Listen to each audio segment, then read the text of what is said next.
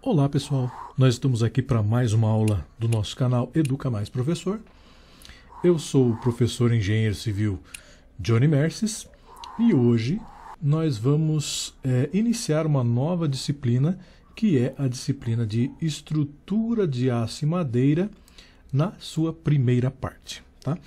Nessa primeira parte a gente vai falar especificamente de estruturas de madeira e resolver alguns exercícios nesse sentido, tá bom? Porém, nessa primeira aula, nós vamos falar sobre esse tema aqui, ó, a madeira como material na construção, tá certo? Esse é o tema da aula de hoje. E já começando nossa aula, nós vamos tentar conceituar alguns pontos importantes, né? Começando por esse daqui. A madeira, se a gente for parar para pensar, e também consultar algumas referências bibliográficas, a gente vai constatar que ela é um material de construção, talvez o mais antigo que a gente tenha notícia. E por quê? Justamente por sua disponibilidade que ela tem na natureza, tá certo? E também sabemos que ela tem uma facilidade no manuseio, nas adaptações em estruturas e tudo mais. Então isso faz com que ela seja bastante utilizada em vários setores da construção, inclusive até como estrutura, tá certo? Comparada a outros materiais de construção utilizados, ela, como diz aqui o conceito, ela apresenta uma excelente relação resistência-peso.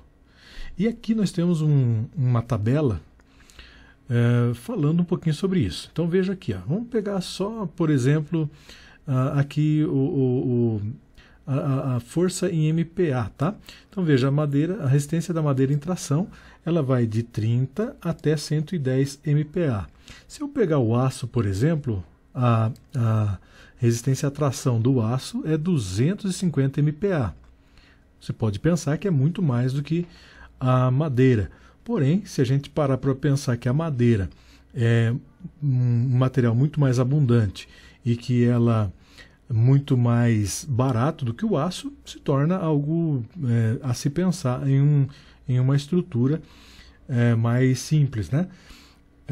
A resistência à compressão, por exemplo, a madeira, ela vai de 30 até 60 MPa. O concreto, por exemplo, ele tem 40 MPa de resistência à compressão.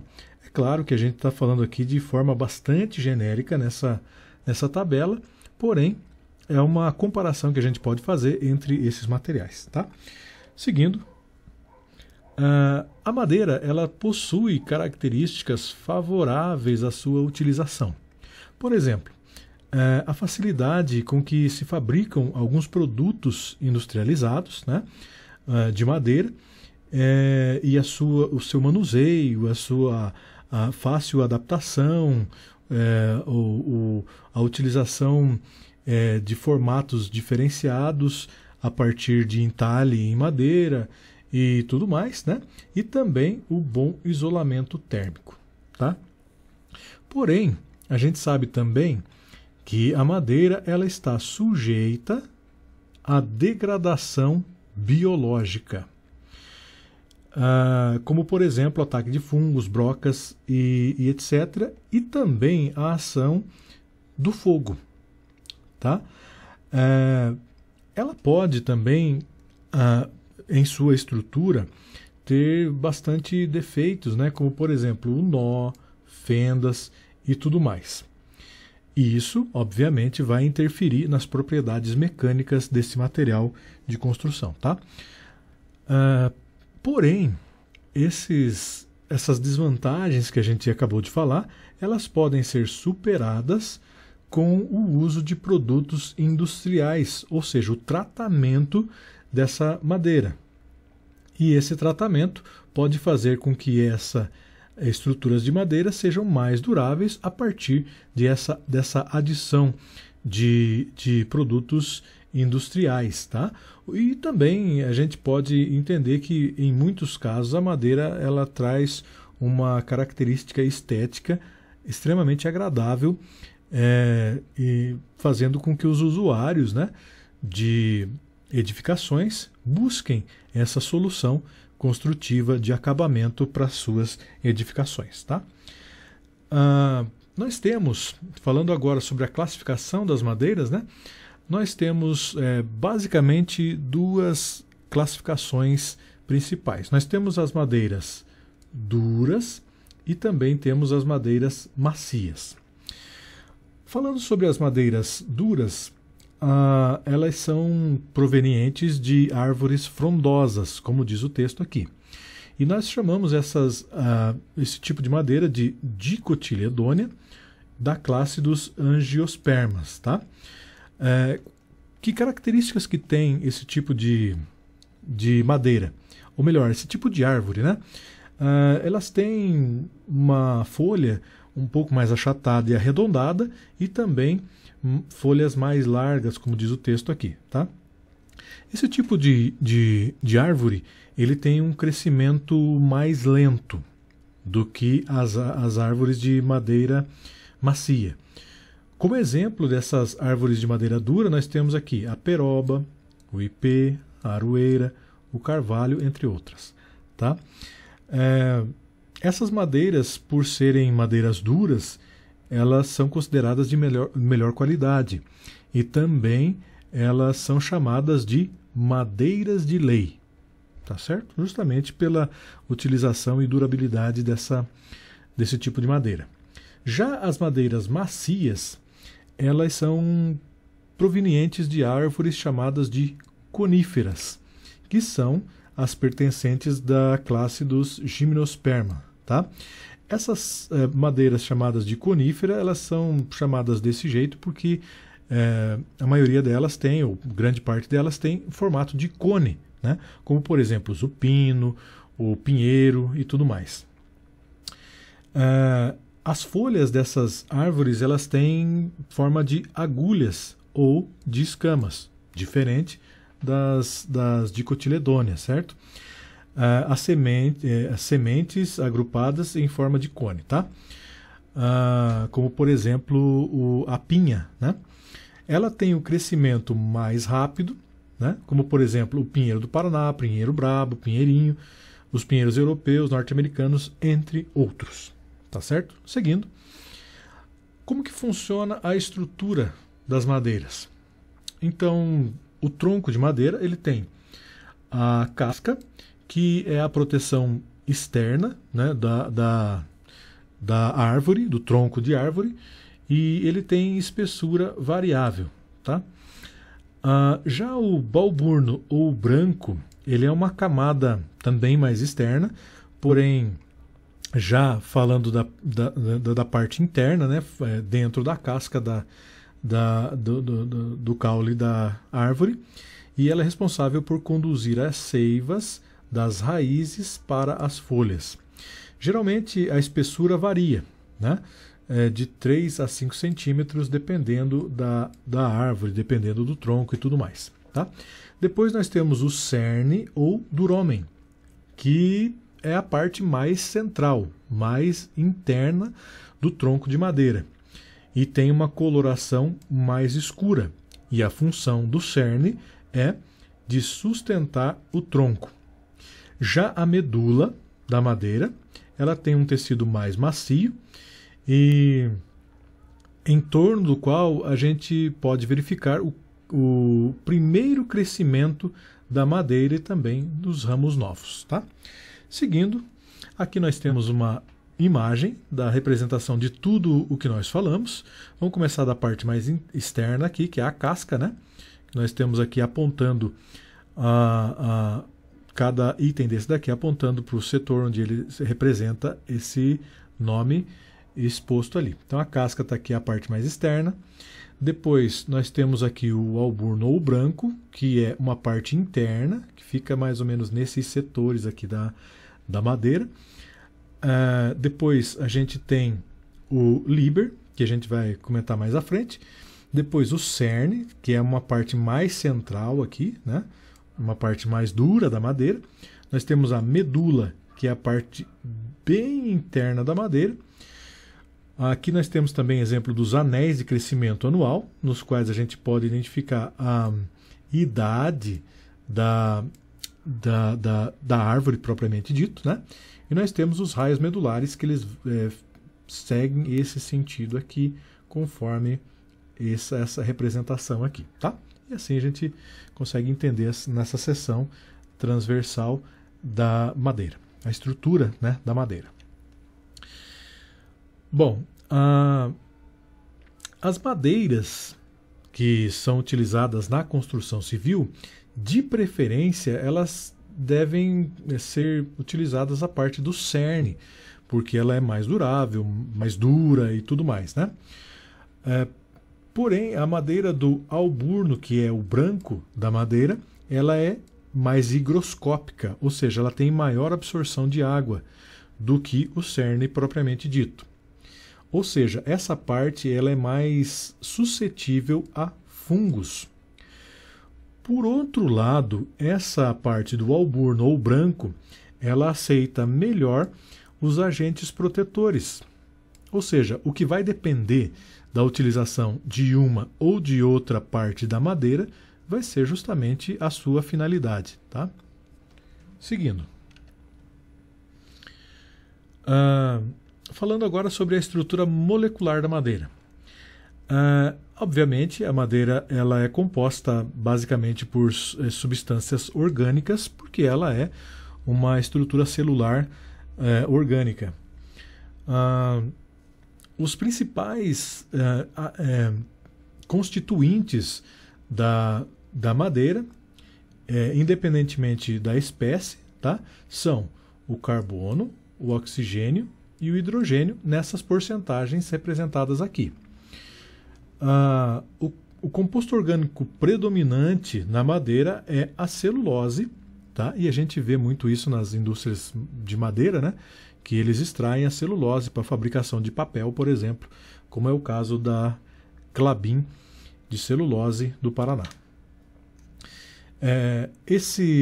A celulose ela constitui cerca de 50% da madeira.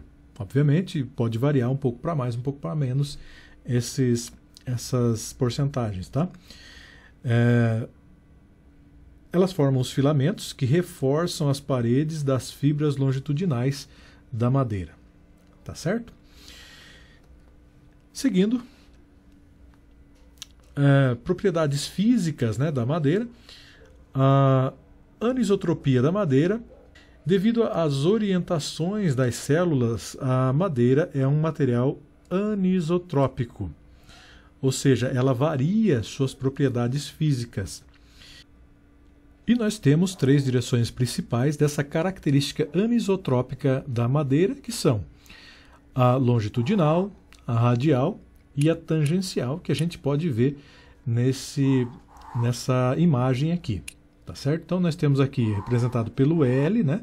Aqui a característica anisotrópica longitudinal, pelo R a característica radial e o T a tangencial.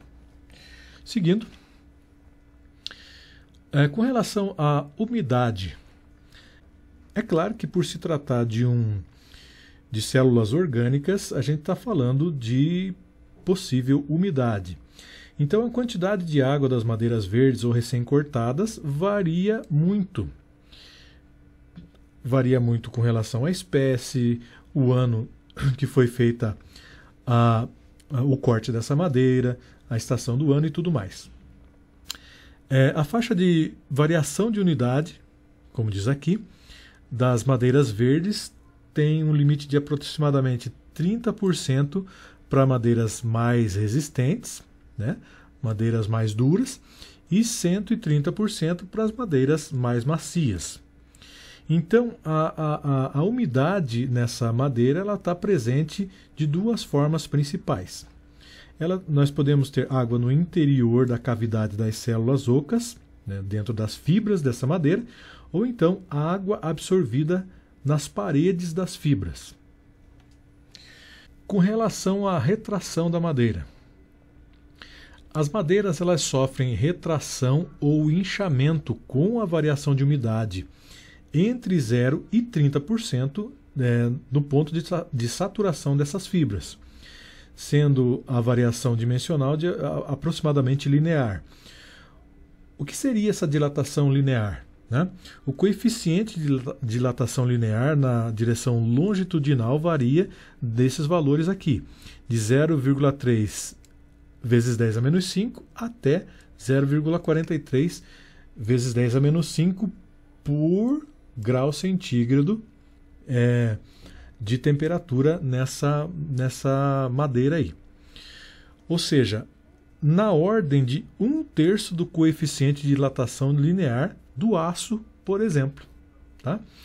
Na direção tangencial ou radial, o coeficiente de dilatação varia com o peso específico da madeira, ou seja, depende de que madeira a gente está falando, sendo da ordem de 4,5 vezes 10 a quinta por graus Celsius das madeiras duras e 8 vezes 10 a menos 5 graus Celsius para madeiras mais macias. Né?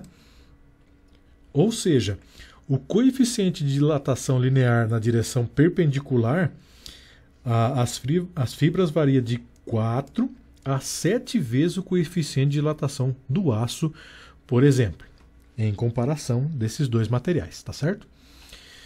A deterioração da madeira. A madeira, ela obviamente, ela está sujeita à deterioração por diversos fatores, né?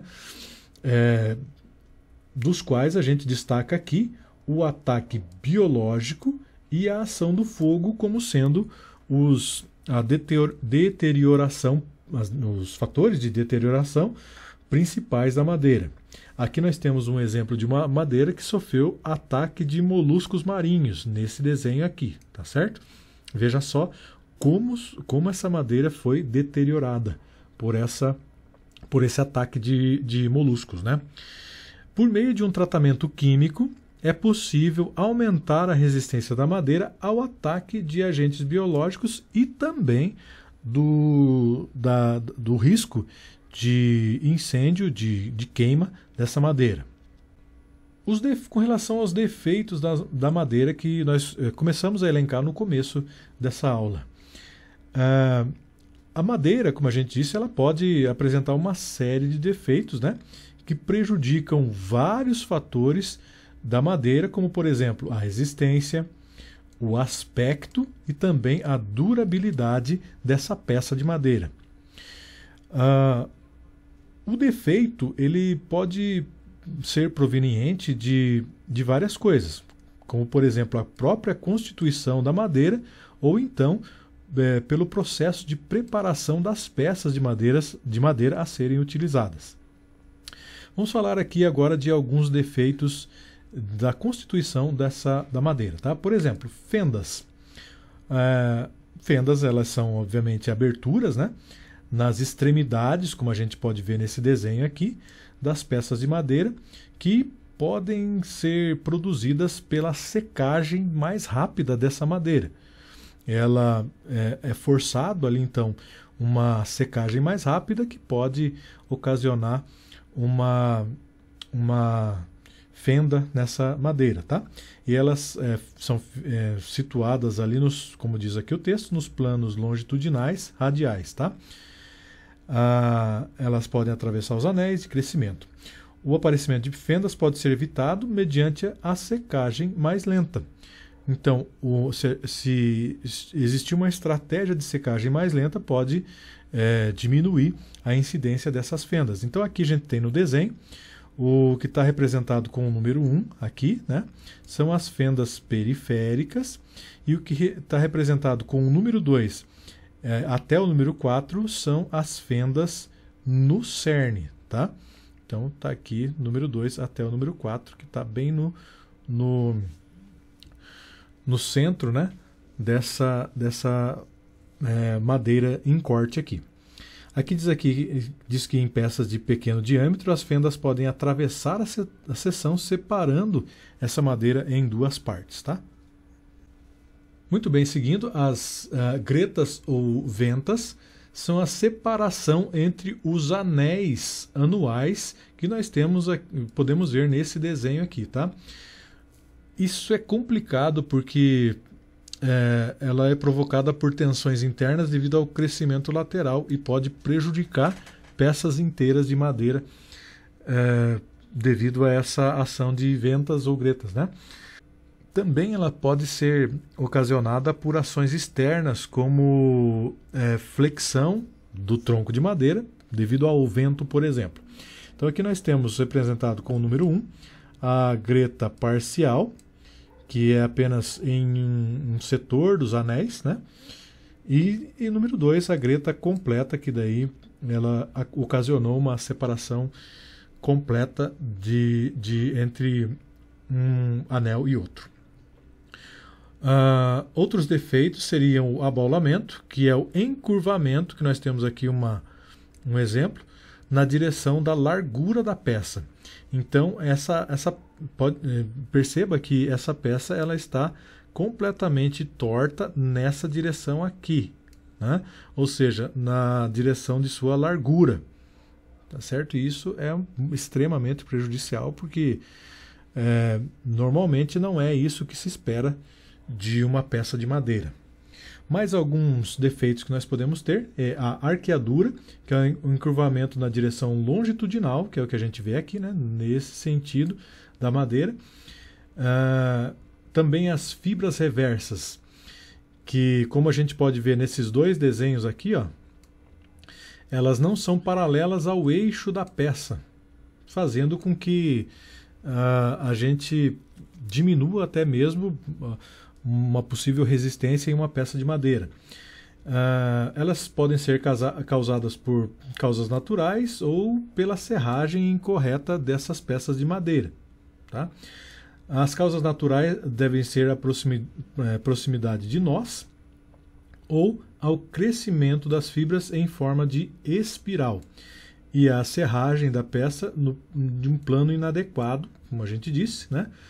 Pode produzir essas fibras inclinadas aí em relação ao eixo, o que diminui assim o interesse por peças de madeira desse tipo.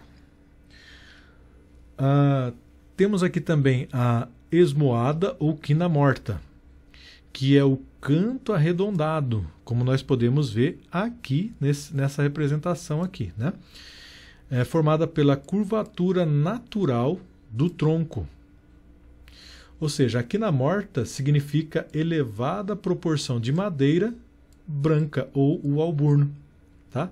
O que também não é interessante para uma peça de madeira, tá certo?